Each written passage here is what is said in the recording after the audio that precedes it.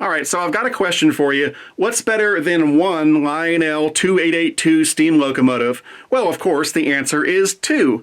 And if 2 is better than 1, then what's better than 2 Lionel 2882 steam locomotives? And of course, the answer is 3. And with that, I've got my hands full today on Eric's Trains.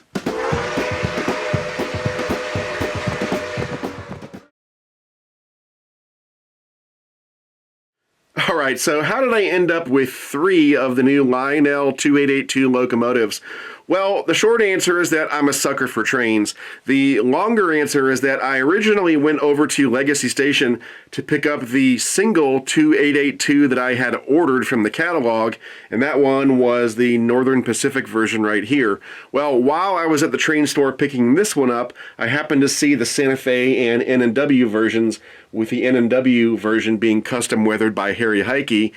And of course, like I said, I'm a sucker, and so within the next 2 weeks I ended up with these 2 as well, and now I have 3, which is pretty cool because we'll be running all 3 of these together in this video. So the 2882 locomotive is called that because it's got 2 wheels on the lead truck, 8 drive wheels followed by 8 more drive wheels, and then 2 wheels on the trailing truck.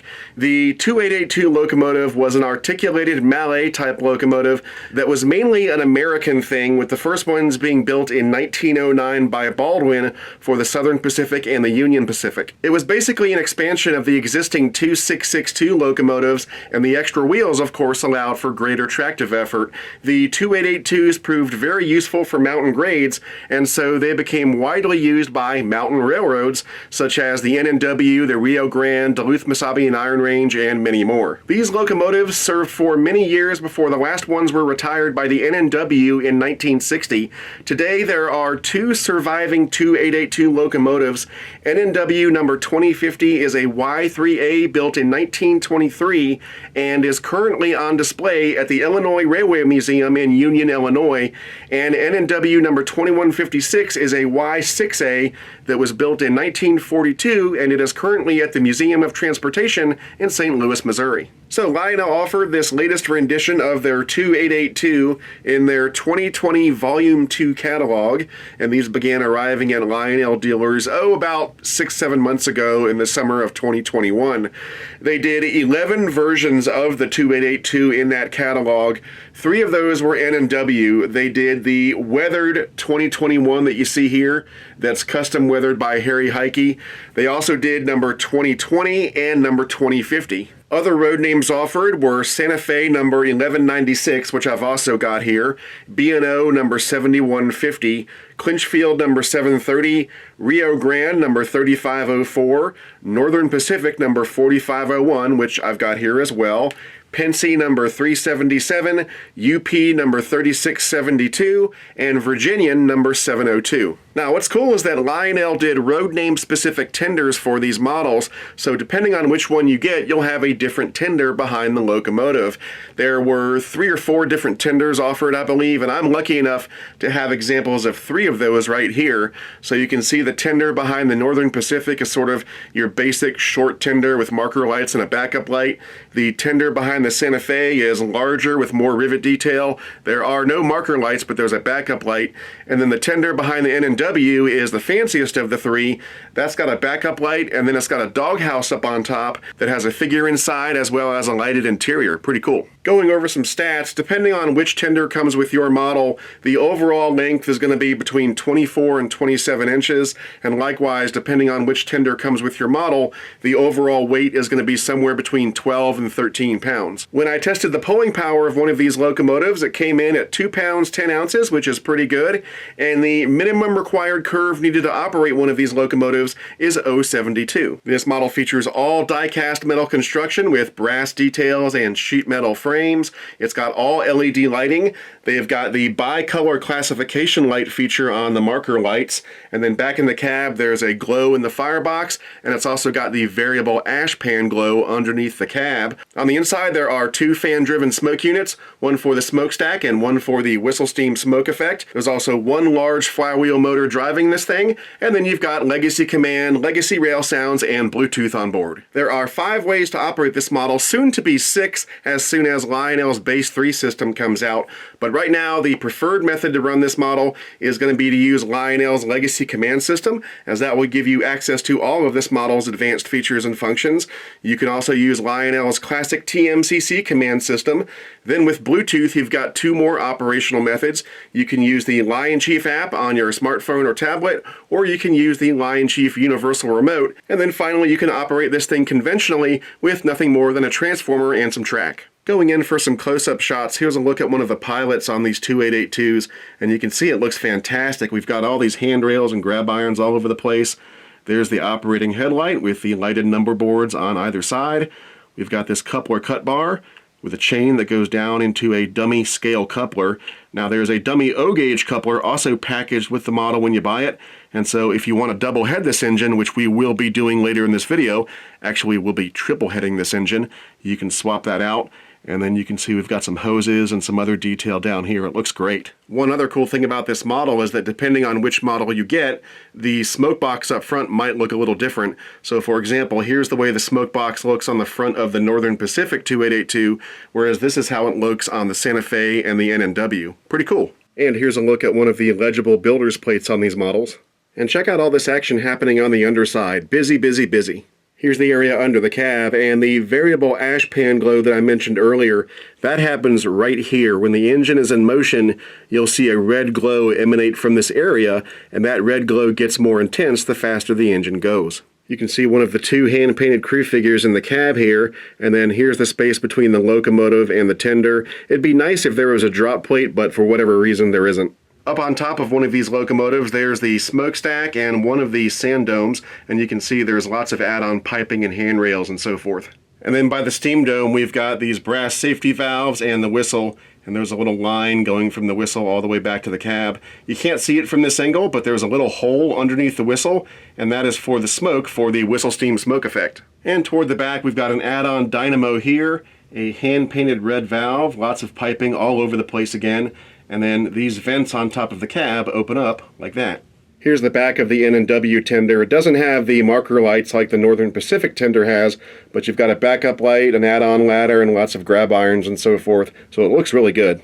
And while we're at it, here's a look at that doghouse on top of the NNW tender. I'm not sure if you can tell because of the weathering, but there is a crew figure in there, and as I said before, the interior is lighted. On the underside of these locomotives, you'll find 4 pickup rollers for that center rail power, and then the last axle on each set of 4 drivers has 2 rubber traction tires for a total of 4 traction tires altogether.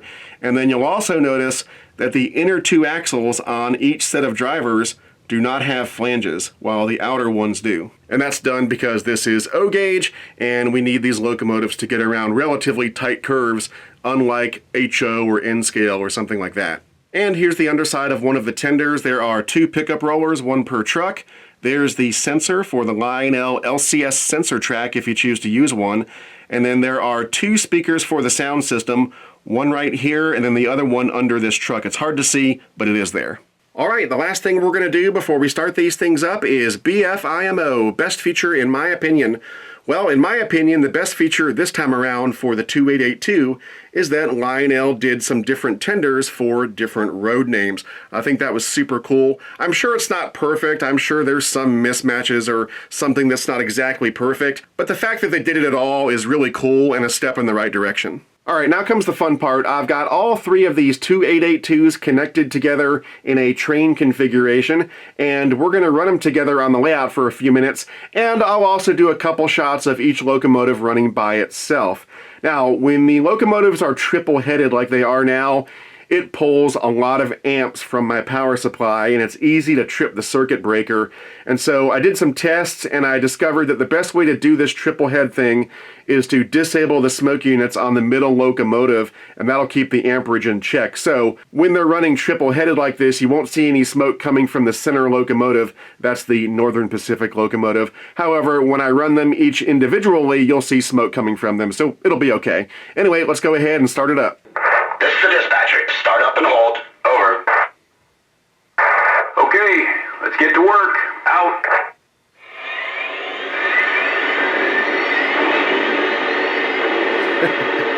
This is going to make a lot of noise. Alright, so here's the whistle.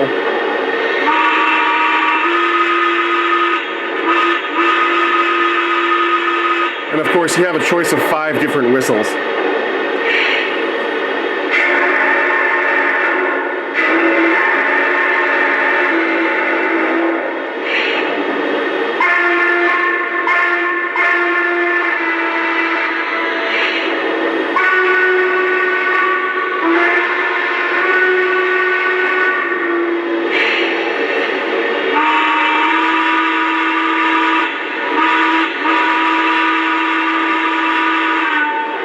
And you also have 5 choices of bell tones.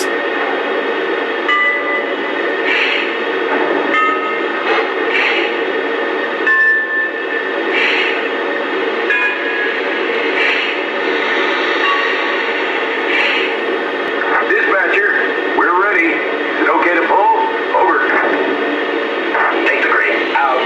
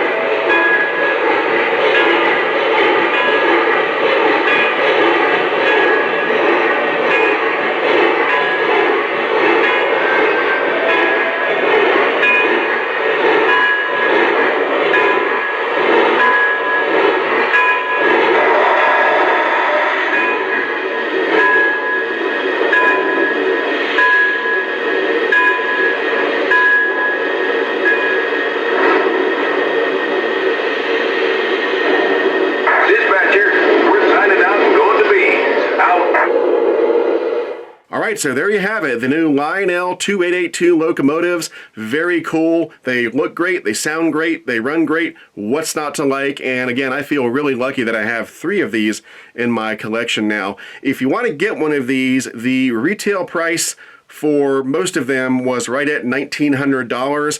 The retail price for the custom weathered 2882 was right at $2,050. Now, keep in mind, those are retail prices. If you go through a good Lionel dealer, you should be able to get a bit of a discount off those retail prices. And as always, if you're looking for a good Lionel dealer, try my favorite train store, which is Legacy Station. You can find them on the web at legacystation.com or give them a call at 770-339-7780. If you'd like to support Eric's Trains, I would greatly appreciate it. That can be done through Patreon at patreon.com/ericstrains. Patreon supporters get access to all sorts of perks and benefits, and you can read about those benefits on my Patreon page.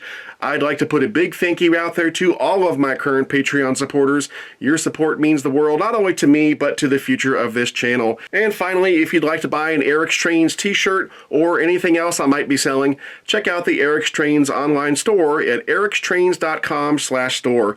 Anyway, that's it for now. I'm Eric Siegel. Thanks for watching, and I'll see you next time.